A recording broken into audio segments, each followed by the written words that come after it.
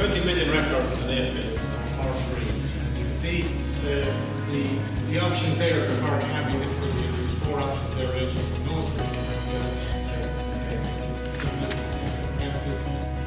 and when we look at all that data and treat it as one trait, we get what we call a herdability, which is the genetic component. And we see differences, the cause differences in sires. We see the herdability of about 9%. Then we produce the single transmitting ability, ranging from, in most cases, 1 up to 30% for sires. And a reliability measure, which is the associated confidence measure around that. So a reliability of 99%, you'd expect that the proof is very, very stable. And in addition to many more records, it doesn't move over time. So that's the current system. But I suppose if you look at the strengths and weaknesses of that current system, one of the strengths is it's a single published trait reliability across all cow types. So a simple communication out to farmers that these differences should be expressed across all the cow types, and you won't get any re-ranking on dairy heifers versus beef cows. But the weaknesses in that system, there's no visibility of the contribution of the heifer versus the cow records, or the beef versus the dairy component.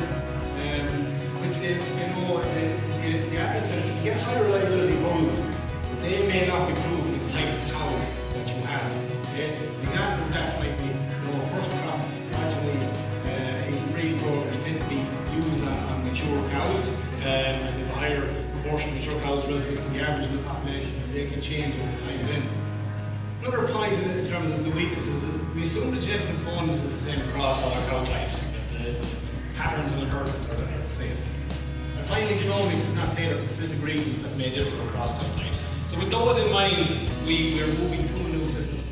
And look, just in the context of the beef, the beef breeds, you can see here, I'm just going to focus in on, these are all the breeds down here at the bottom. And you can see down here that the pure pedigree component is the red, and it's small, there's a lot of processing going on in the population.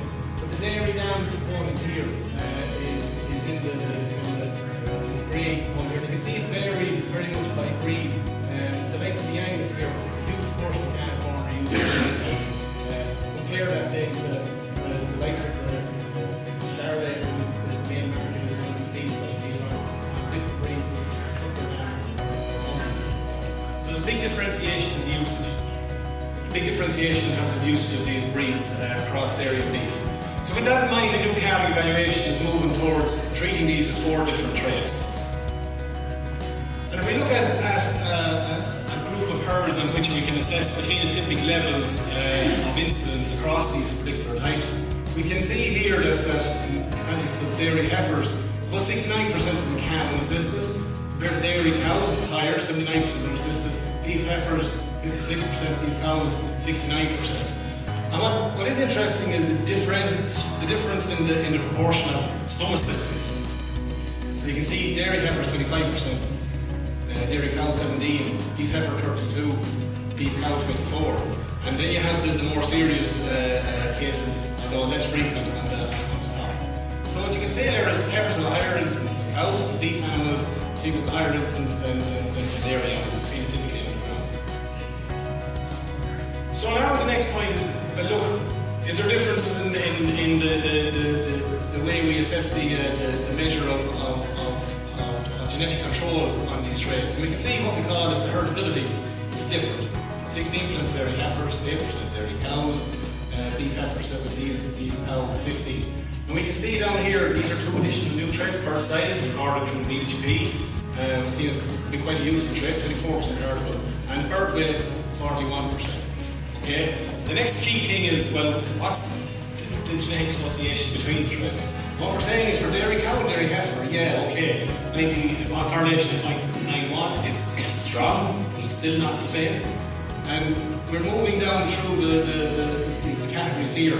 Dairy heifer with beef heifer 0.8, and dairy heifer with beef cow 0.62. Okay, so if you had a group of sires that were fully reliable on beef cows, what they're saying with that correlation of 0.62 is if you use those in dairy heifers, you wouldn't get the same correlation, the same ranking in both. Okay? So this is the justification for moving towards the new system. So it's the interesting thing just in the context of bird size, you can see here, it's quite highly correlated with all the calving traits. So quite a useful predictor trait that maybe we can roll out to all herds, dairy and beef, indicating that farmers record bird size, there's a higher likelihood that the calving difficulty is associated with a higher bird size. So look at in terms of what impact does this have on the breeds, and if you see on the far left here, these are the current breed averages. They might be a bit difficult to see their main 6 or 7 breeds there, Angus, Holstein, all the way across to Belgian Blue, Charlotte Belgian Blue. And you can see when we move to the dairy cow trait that the rankings are very steady, and the breed means are quite similar. And we move to beef cow, it's much the same. It's only when we move over to these heifer traits that we now have a much higher incidence predicted calving difficulty incidence, because it's a trait for heifers and entirely based on heifer difficulty. So you can see that in appendix of the AI goes, the range will increase. Okay, so that's an important slide to bear in mind. That okay, when your dairy cow, beef cow will be reasonably similar to what was there. It's in these heifer traits that you're going to see a spike in predicted calving. So the next one then is genomics. Okay, so we have all this data coming through from beef herds, from dairy herds, across a range of breeds. At the moment it's all been put into the one system to try and predict a calving difficulty, a single calving difficulty figure. But now that we're breaking up these traits, we're starting to see differences in the breeds that are going in to predict those particular traits. So if you look down here in the context of the dairy heifer trait, which is DH, you can see the yellow there is being predicted by Holstein sires in the main, but with some Angus sires in the green and some other dairy breeds in the dark blue. And you move across into these beef traits such as beef cow. You can see, these are other breeds coming through, Limousin, or Charolais, or Simmental. Okay, so they're driving the more tailored genomic predictions with these new calving traits. And look, I won't go into this in too much detail, but this is what we call the slip effects, so the genomic regions, and how similar are they for, let's say, dairy heifer, beef heifer and beef cow. You can see there is a nice association there. They're still not the same trait, but all these slip effects here are high, are indicating high calving difficulty on both, low calving difficulty on both. But then when you compare, let's say, beef heifer and dairy heifer, you can see it's a cloud. Okay, slip predictions that predict your dairy heifer calving difficulty are not the same as the ones that predict your beef heifer. And look, that's just a factor of the slip effects now being influenced by the representative breeds that are in there. But what's the impact that genomics is having, let's say, on these new calving traits? And if we look at the Limousin here, we can see what you would expect is what's happening is that across the population, the impact is zero. But you can see that in individual cases you're getting positive and negative. So this is the difference, genomic versus non-genomic. And you can see that for 99% of Limousin animals, they move by -3 to plus 2.6 on beef cow calving difficulty. And 99% of the Charolais move by -5 to plus 3.6. So there's more variation, more variation in the Charolais population, and you'll see genomics will move the animals slightly more than that. And it was in the context of what reliability increases are coming from. The average increase in reliability due to genomics for beef cows, 34%, 33% for Charolais. So genomics is having an impact. So individual cases, you'll see, yes, okay, we're going to have some animals that will move quite significantly. But by and large, the population is not moving. You know, this is 1.8 billion animals across all the traits, but in the context of the individual breeds, probably about 500,000 or 600,000 Limousins in that particular analysis. So in terms of genetic trends, okay, we have these new traits.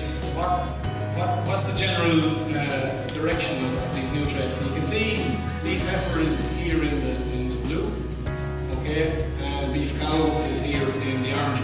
And it's good in terms of the population is getting easier calving, so it's an indication that the industry is pushing towards more easy calving sires. But you can see the differential that you'll see here now. you know, the beef cow will hear 4 or 5%, the beef heifer average is going to be up at 8 to 9%. So with all this, we're going from one single cabin difficult PTA, moving to potentially 4 cabin PTAs on beef sire, 2 cabin PTAs on dairy sire. So that has implications for a lot of areas where these proofs are shown. And if you look at the bull search, what you will see next week is you'll be taken to this initial screen here, where you have to indicate whether you're a beef farmer or a dairy farmer, and that's going to tailor the bull search that comes up. So in the context of a beef farmer, you're going to be diverted to this sucker beef page, which now has the new beef cow calf traits in there, beef heifer, beef cow. While on the dairy side, if it's a dairy farmer looking for a beef bull, you're going to be getting a dairy beef index, both with dairy heifer and dairy cow calf traits in there. So that dairy farmer is looking for a beef bull and wants an indication as to where the level of calving difficulty is going to be for either beef heifer, dairy heifer, or dairy cows. And look, in terms of sales catalogues, there'll be implications as well, so those new traits will be factored in there, and also in terms of the dairy beef components. So you may have some multi-breed sales where you have clients that are looking for beef bulls and dairy bulls. The option will be to run a catalogue where you have one section which is related to the sucker side and another section which is related to the dairy side. So, you know, it is quite a big piece of quite a big change. It's about 130 areas on the ICBF system where these calving proofs need to be changed. So all that work is going on at the moment. So the big ones will be your animal search, your active bull list, your profile screens, and all the reports. So they all won't be done at the end of next week. The main ones, the most critical ones, will be done in So we're also working on a ready reckoner, so that we can send out to that'll just give an indication as to where the bull sits on the old versus the new. Okay, so the bull is in the 0 to 2.4, the less than 1% to 2.4%. Where does that animal lie in terms of the new? So you can see on dairy heifer, it'd be about 6.7%, dairy cow 2.7, beef heifer 5, beef cow 2. So just to kind of give an indication as to where the shift is. And this is a ready record that we'll be able to just use. The farmers will be able to move the diet around to see, well, okay, I had a limousine bull at 6% on the old system, and what's his new beef cow calf difficulty, his new dairy cow calf difficulty, so we can actually gauge to understand the changeover. So look, just to conclude, the evaluation of calving difficulty is changing. It is the same data, but it's being treated differently. There's benefits of the new system. It allows a more targeted breeding decision in terms of heifer versus cows, dairy herd versus beef herd, and there'll be specific trait reliabilities. And they'll indicate where a sire has the most data.